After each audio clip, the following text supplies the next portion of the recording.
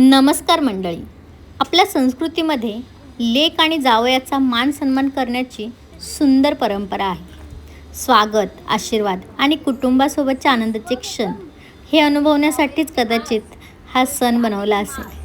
ते म्हणजे धोंड जेवण सोहळा. स्वागत केल्याबद्दल धन्यवाद. धन्यवाद परी. धन्यवाद. अरे इकडे पण रांगोळी आहे बघू. किती सुंदर, किती छान छान रांगोळी काढली आहे. हिंदू धर्मातील पंचांगानुसार चांद्रवर्ष म्हणजे चंद्राच्या गणनेनुसार आणि सौर्यवर्ष म्हणजे सूर्याच्या गणनेनुसार सुमारे 11 दिवसांचा फरक पडतो आणि हा फरक भरून काढण्यासाठी अधिक मास जोडला गेला आहे.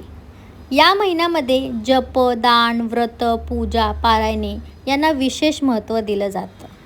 अनेक ठिकाणी लेकी जावयाचे वाण, मानपान आणि कौतुकाचे कार्यक्रम केले जातात. अधिक मास हा पुण्यसंचयाचा आणि नात्यामधील प्रेम अधिक दृढ करण्याचा महिना मानला जातो. या निमित्ताने का होईना आईवडील आपल्या लेकीप्रती असलेलं प्रेम, माया, आशीर्वाद व्यक्त करतात. आणि हा केवळ सोहळा नसून आईवडिलांच्या प्रेमाचा, आपुलकीचा आणि संस्कृतीचा सुंदर असा उत्सव आहे.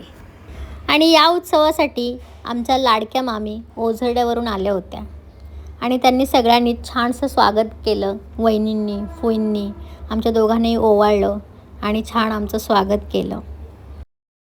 तर आपण बघूयात काय काय केले तयारी. बाप रे. तर इथे बघूयात बत्ताशे आहेत, इथे अनारसे, पेढे, बर्फ्या आहेत सगळ्या प्रकारच्या, काजू कतली, गुलाबजाम आणि त्याच्यानंतर इथे बाप रे काय काय बघूयात.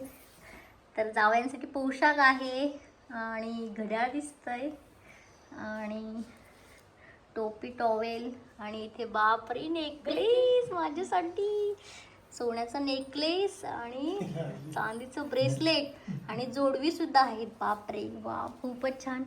आणि इकडे साडी आणि ओटी नारळ आहे आणि इकडे आता वाहण्यासाठी ताट. वा, खूपच मस्त सजवलेलं आहे. तयारी जोरदार आहे. वा, खूप छान आई. तुमची टोपी कुठे? एक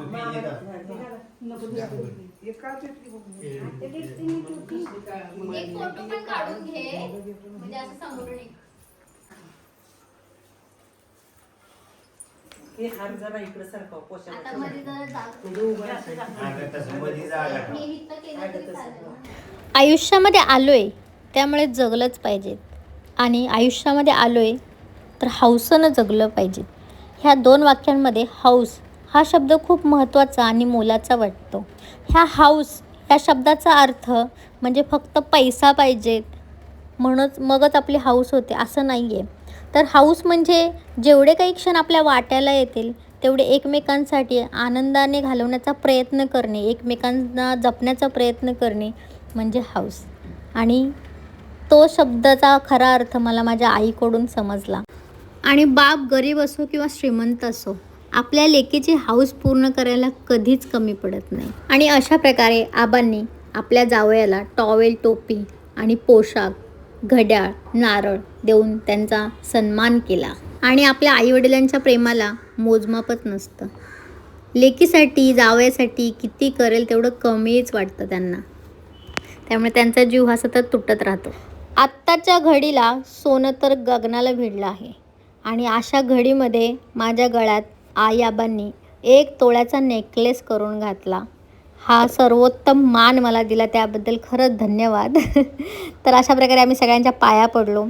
खरं तर मानपान हा सोन्या आणि चांदीमध्ये तोलण्यासारखा नाहीच आहे.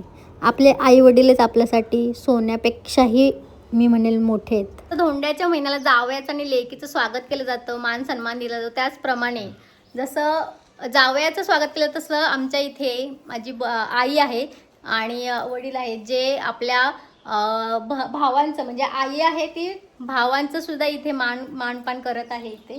तर धोंड्याचा महिना असला म्हणून काय झालं तर बहीणसुद्धा भावांचं एक पोशाख देऊन मान सन्मान करू शकते. तर तो हा सोहळा आहे. तर आपण बघूयात. तर अधिक मास म्हणजे फक्त लेक आणि जावयाचा कौतुक सोहळा नसून आपल्याला पाहिजे. तर आता माझी आई आहे तर बहीण म्हणून तिने दोन्ही भावांना बोलवून टॉवेल, टोपी, पोशाख देऊन त्यांनाही मान देण्यात आला. त्यांचं एक कौतुक करण्यात आलं आईच्या हस्ते. त्याचप्रमाणे आमच्या धाकट्या मामांची म्हणजे रामू मामांची जी मुलगी आहे कल्याणी, तर त्या दोन्हीही जोडप्याला बोलवून आई-आबांनी त्यांनाही एक मान दिला लेकीप्रमाणे आणि त्यांनाही जावयांना टॉवेल टोपी, पोशाख, नारळ देऊन त्यांचाही सन्मान करण्यात आला. दोघांनाही मिठाई देण्यात आली. तर हे बघा इथे चालू आहे धोंड पोळ्या. त्याच्यामध्ये पुरण आहे आणि चपातीचं कणिक आहे आणि ह्याला धोंडे म्हणतात. आणि खास धोंडे पोळ्या हे जावया बापूंसाठी असतात. अधिक मासामध्ये त्यांचं एक मान सन्मान असं म्हणू शकतो आपण.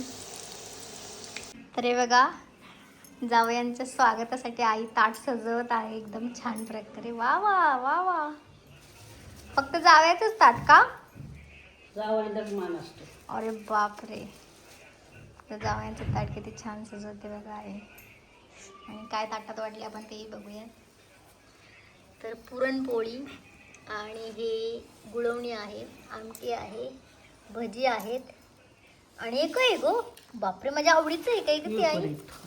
पेपर्स पण ते आणि हे बघा रंगीबिरंगी असे. हां मी असं काही तेलकट खात नाही त्याच्यामुळे मला फक्त पुरणपोळी असली आईच्या हातची बाद झालं. त्यामुळे आई बघा आता माझं पण ताट सजवत आहे. तर आता आमचं धोंडे पोळ्याचा जेवणाचा कार्यक्रम होणार आहे. नको नको बास मला बास. मला फक्त आईच्या हातची पुरणपोळी बास होते एकदम बास. अरे बघा हे धोंडे जावयांच्या ताटात वाढलेले आहेत आणि जावई आता खाणार आहेत धोंडे पोळ्या. काय जावई बापू कसं वाटतंय मग ताटबीट सजवलंय? छान वाटते म्हणताय ते बघा किती सुंदर ताट आहे. पुरणच असतं त्यामध्ये फक्त ते गोल धोंड्याच्या आकाराचे केलेलं असतं हे का नाही.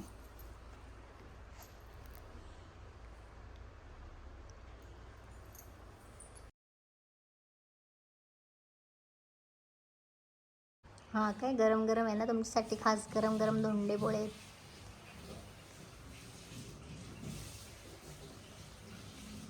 कसं झालंय? छान आहे. चला मग करा जेवणास सुरुवात. चला.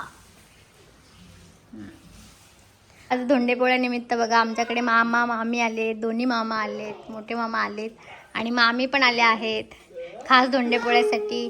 त्यांचं बघा ताटही सजवण्यात आलं आहे इथे छानपैकी. काय मग मामा पोट भरून जेवणार ना? जेवणार ना? तर बघा सगळ्यांचे ताटं सजवले आहेत आईने आणि चला मग करा सुरुवात. धोंड भेटलेत का बघू ताटामध्ये? धोंड आहेत का? हा आहेत आहेत आहेत धोंड आहेत, भजी आहेत. तर हे बघा अशा प्रकारे धोंड्याचा महिना 1 महिन्यापासून चाललं होतं आणि अशा प्रकारे हा सोहळा संपन्न झालेला आहे सगळ्यांच्या उपस्थितीत आणि छान वाटलं. सगळेजण असेच भेटत राहावे, गाठीभेटी होत राहावेत, मानपान पण दिला पाहिजे आम्हाला. असं काही नाही आहे, तुम्ही बोलाल हाच आमचा मान आहे. पहिली तर गोष्ट सोनं चांदी हे सगळं झूट आहे. तर खूप छान वाटलं. आईने जोरदार तयारी केली होती तर खरंच खूप छान वाटलं. आणि आई आबांशिवाय हाऊस नाही आणि काहीच नाही मी तर म्हणेन. ठीक आहे, तुम्हाला व्हिडिओ आवडला असेल तर नक्की लाईक करा, कमेंट करा आणि जास्तीत जास्त शेअर करा.